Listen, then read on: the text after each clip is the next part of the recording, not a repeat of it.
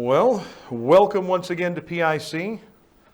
As we go from another wonderful session with the worship team to a kind of a hard topic. I guess I'm not choosing easy ones these days. And I'm calling this one the promise of pain. Well, pain is not a popular topic. Talking about pain does not usually bring you riches. Certainly not like talking about health and wealth and promising people that everything's going to be good. It also isn't something that speakers like to talk about most of the time. Why? Because you never feel like an expert.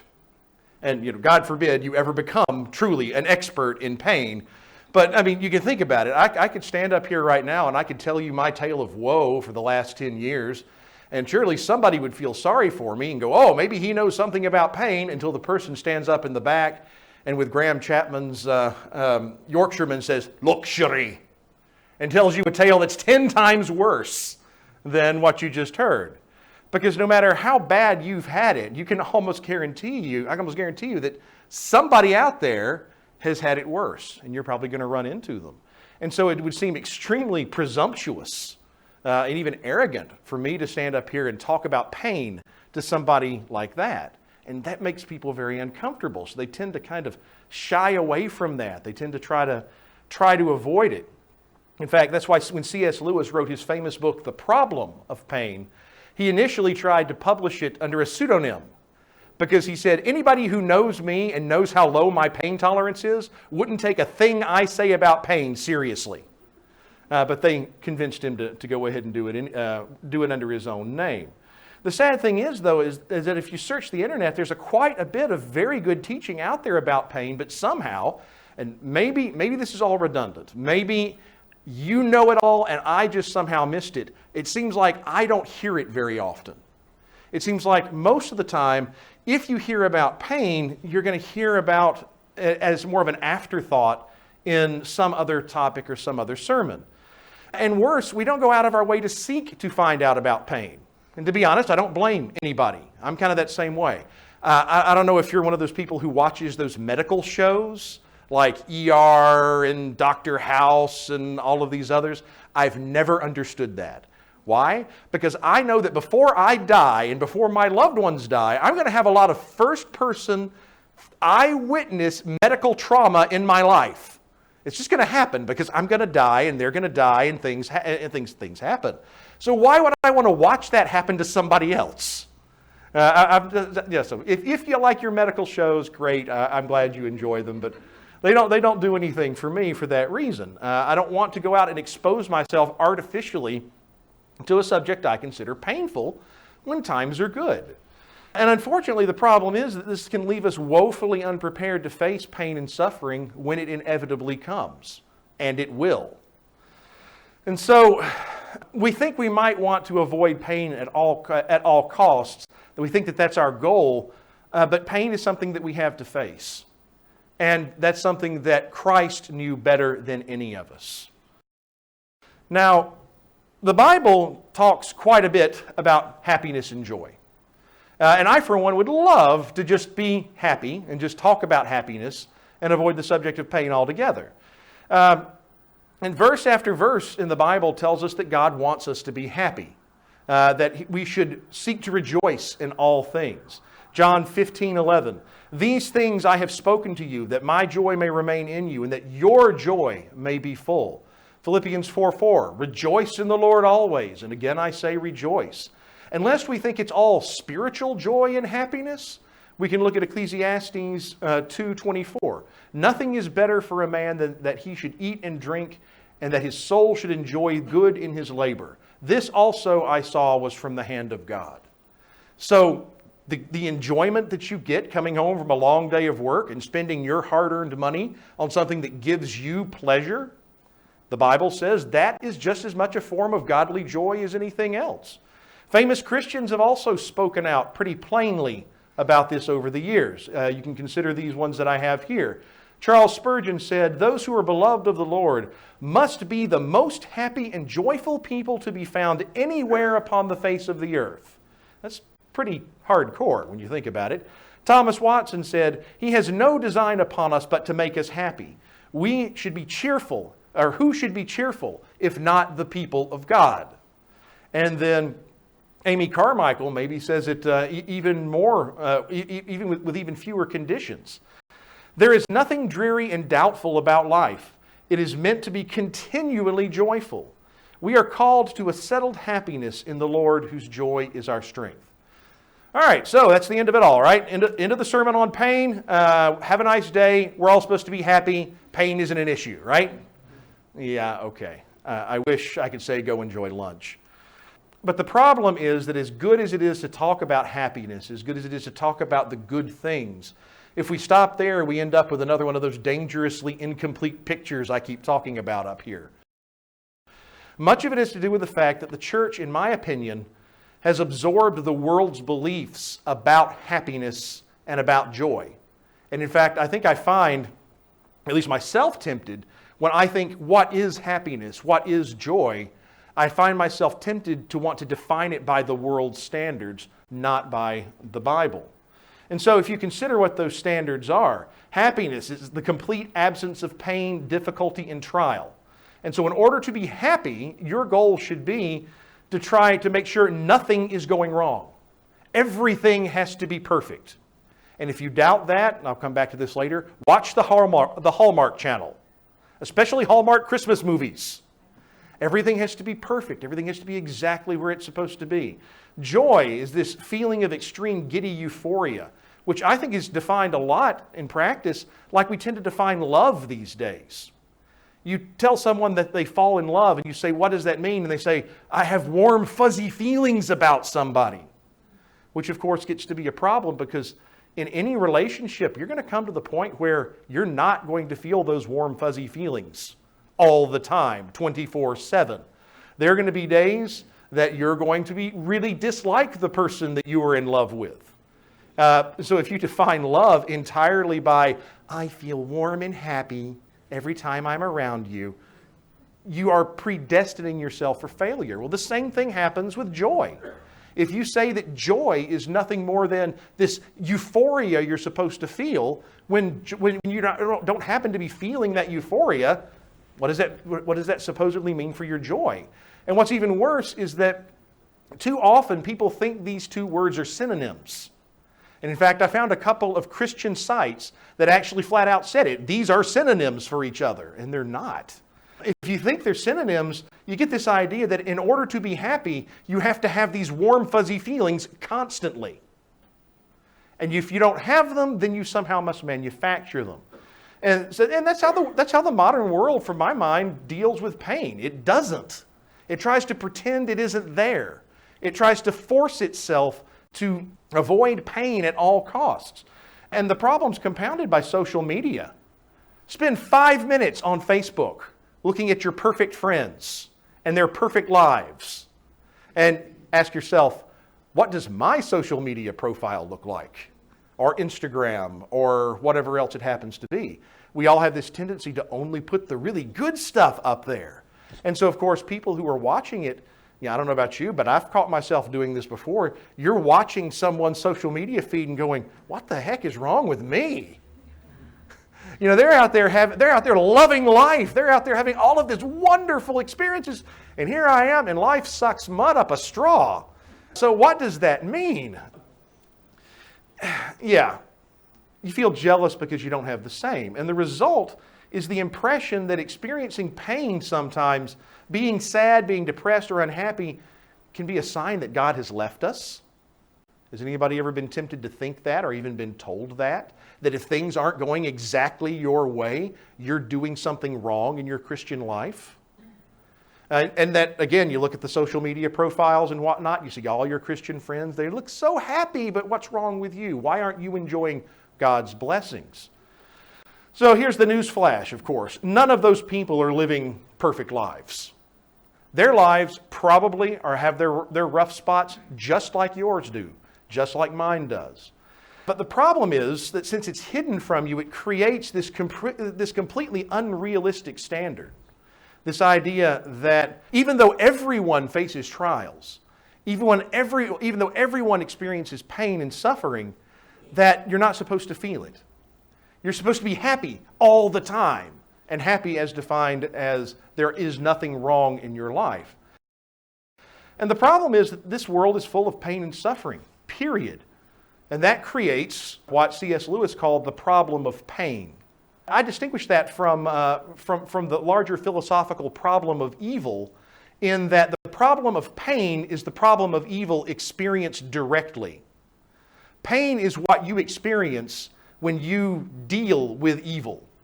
And that could be something as simple as an illness that you're going through as a result of this fallen world. The Melton household has been sick for the last 2 solid weeks. So I get this. They're still sick. We think we're almost over it. But when you're sick, when you're ill, that is pain. And it has come about as a result of evil. If someone treats you really, really poorly, if your sinful acts or their sinful acts cause you pain, then again, it's evil applied. And so this creates a very real and understandable issue for people in their belief, because on the one hand, we're told to believe in a good God who wants us to be happy, and at the same time, we're experiencing anything but happiness, at least for seasons of our lives. And the problem gets much, much worse when we throw in that health and wealth nonsense that I was just talking about. This idea that Christians are expected to be pain-free all the time. You know, the amount of blessing you have in your life is equivalent to the lack of pain or suffering therein. You get this idea that Christians are supposed to be living a life of Hallmark Christmas movies and Thomas Kinkade paintings. I'm sure you've seen probably that Kinkade painting that I've got up there on the PowerPoint. You know, you've got this idea that if your house doesn't look like that, somehow you're failing your children. Somehow you're not experiencing all that God has for you. And so, if that's what must exist right now, you can see why people call this particular false teaching silly and unrealistic. Because nobody lives like that. It's just a simple fact. And so, this idea that we have to make ourselves happy all the time, have you ever tried that? It doesn't last long. It's exhausting, especially if you're dealing with the reality of what's right in front of you. And so it sort of adds insult to injury. Not only are you experiencing pain, but you're told in some cases that you should feel guilty about it. So the answer to both the problem of pain and the problem of evil is actually simple and complete from a philosophical standpoint. There we go. It's only a problem if we assume that God has no legitimate reason for tolerating pain and tolerating evil. So if, on the other hand, God has a greater good that necessitates tolerating evil and pain for a time, then there is no contradiction. So one example of a way to answer that and show that God can very easily have plenty of good reasons is free will.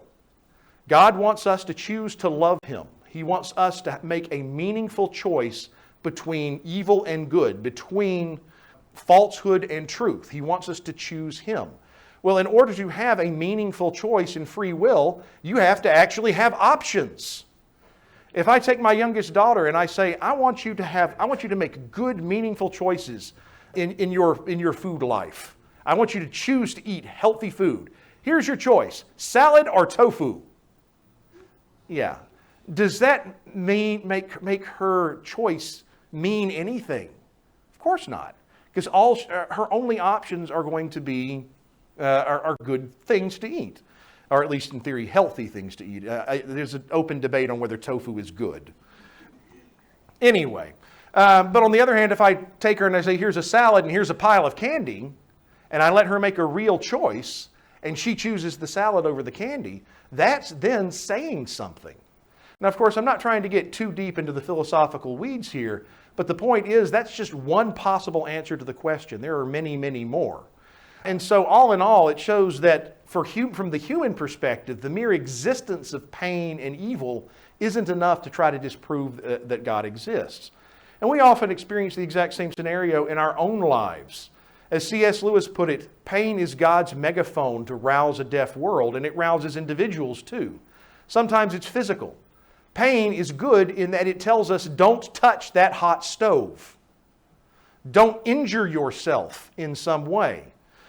Exhaustion tells you you've worked too hard and you need to rest before you do serious injury to your body.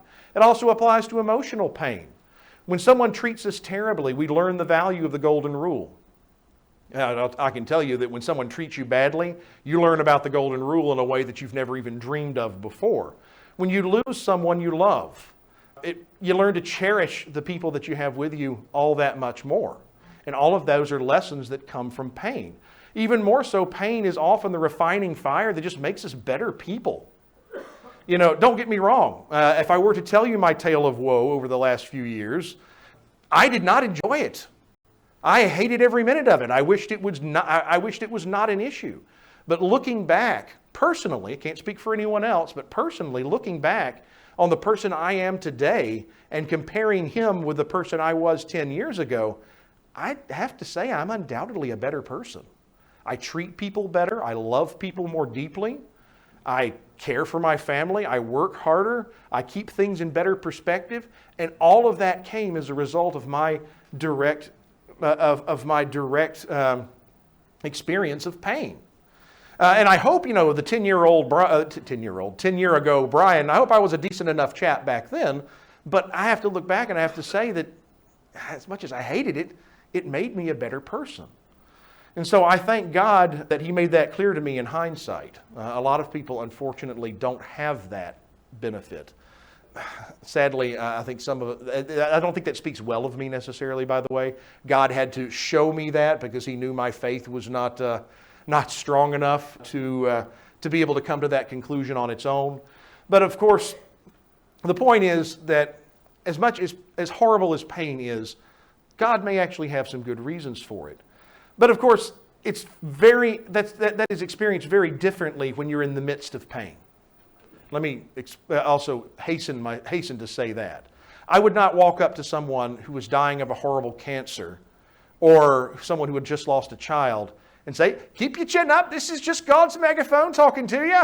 It'll be good. Have a nice day."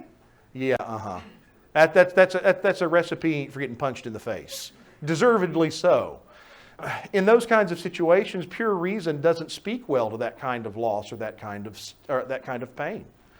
We're better off holding a hand, or fixing them dinner, or doing something to try to make their life a little better. As Paul says in Romans, rejoice with those who rejoice and weep with those who weep. And at the same time, the truth may sometimes lose some of its emotional appeal, but that doesn't make it any less truthful. Unless we think that's just everybody but Christ, let's take a look at Christ's own example. People who tell you that Christianity is about just making you feel good don't know, or don't listen to Christ. 3 times in His earthly ministry, we see Him in pain and anguish and weeping. First, in John 11, 1 through 45, He's weeping for His friend, Lazarus. Then in Luke 19, 41 through 44, He's crying over Jerusalem because He knows what's coming. And then Luke 22, 39 through 46, He's in anguish for Himself, in such pain and torment and stress that the capillaries in His skin actually began to burst, and it made it appear like He was sweating blood. That's not what you would normally think of from sort of the Hallmark Christmas approach. And if that were not enough, He told us flat out, if you follow Me, expect persecution and pain. If the world hates you, you know that it has hated Me before it hated you. If you were of the world would love its own. But because you are not of the world, but because I chose you out of the world, because of this, the world hates you. Remember the word that I said to you, a slave is not greater than his master. If they persecuted you, they will also if they persecuted Me, they will also persecute you. If they kept My word, they will also keep yours. But all these things they do to you for My name's sake, because they do not know the one who sent Me. And of course, in Matthew 16, 24 to 26, He says, take up your cross and follow Me. And if you have any idea what that involves, you have any idea what the cross is, then you know what that means. So as C.S. Lewis put it in God in the Dock, I didn't go to religion to make me happy. I always knew a bottle of port would do that. If you want a religion to make you feel really comfortable, I certainly don't recommend Christianity. And so that brings us to the real question. And I was talking with my wife, Cammie, about this, and she really encapsulated it for me. And so I'm just going to steal from her. I'm just going to quote her because I think she really hit the nail on the head. She said, "The one true God, the master architect of everything that exists, knows each of us intimately. Nothing is hidden from him, and yet he loves us more than we can imagine." So the question for the Christian is not so much, am I free from pain, but it's, do I trust him? That really hit me when she brought that up. Do I trust him? Many points in our lives can be full of hurt, sorrow, and more questions than answers, loneliness, anger, confusion, and fear. That just makes us human. It's all about knowing God is who he says he is and believing it down to our bones. Even in the dark, we know who says, "Let there be light." Even in the storm, we know who says, "Peace, be still." And so Christians, if you look at it from a biblical standpoint, have a completely different conception of happiness and joy and how it relates to pain. The world looks at trust like this and it believes it's simply unbelievable. They say it's impossible, it's ridiculous. But if you understand it all, it makes perfect sense. Why? Because if you're reading a book you've read before, even in the hard parts, where it looks like everything's going wrong and everything's horrible, even in the hard parts, it's possible to relax and enjoy the story. Why? Because you know how the story ends. And that is something that Christians can definitely say. We know the author. We've been given the spoilers. So whatever we face in our lives, and I don't say this lightly, I'm going to make that very clear, because I'm sure there's more pain waiting for me in the future. Whatever we face, we should be able to trust God through it because we know the end of the story. And whatever we're facing, it will be temporary. It also gets us back to those quotes I started with that sounded so happy. Everybody's supposed to be happy all the time. If you go back and you understand who the people were who were making these quotes, you start to understand them on a different level. Charles Spurgeon, the one who said that those who are beloved of the Lord must be the most happy and joyful people. While most people know him for his resounding success as a preacher, Spurgeon faced his share of trials and tribulations. He withstood withering criticism of the national press for virtually his entire career. His wife was too sick to travel with him or to hear him preach most times, meaning long separations from family. When Spurgeon took a strong stand against slavery, something we think would be morally wonderful, he was attacked by the Southern Baptists and lost their support. Sales of his books and sermons plummeted, and he started having money problems. And he began to receive dozens of threatening, insulting letters because of his stand. Toward the end of his life, his health failed, making it difficult for him to continue to take care of his wife, who actually outlived him. He finally passed away at the relatively young age of 57. And this is a guy who can still say those sorts of things in the midst of those sorts of trials. Thomas Watson, he has no design upon us but to make us happy. Watson was a Puritan who, despite a flourishing career as a pastor, refused to accept government control over the church. He spent years being persecuted by the king, removed from his pastorate, and even imprisoned for his refusal to recognize the king as the head of the church. He was eventually forced to pursue his ministry privately on his own penny until his health failed him too. And finally, perhaps most poignantly, Amy Carmichael. Amy Carmichael was the daughter of a miller.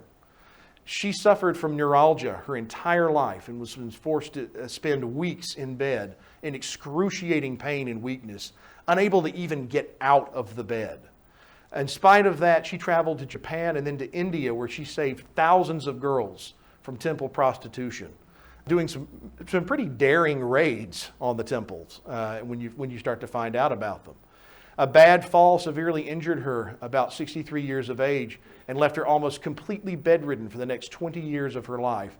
She used that time to write another dozen books bringing glory to God. And this is the person who says that we are called, and indeed she experienced, that settled happiness in the Lord, whose joy is our strength. And so, to kind of bring it all together as quickly as I can, what does this all mean? First, I think it means that Christians can expect to experience a whole range of emotions, especially the dark ones.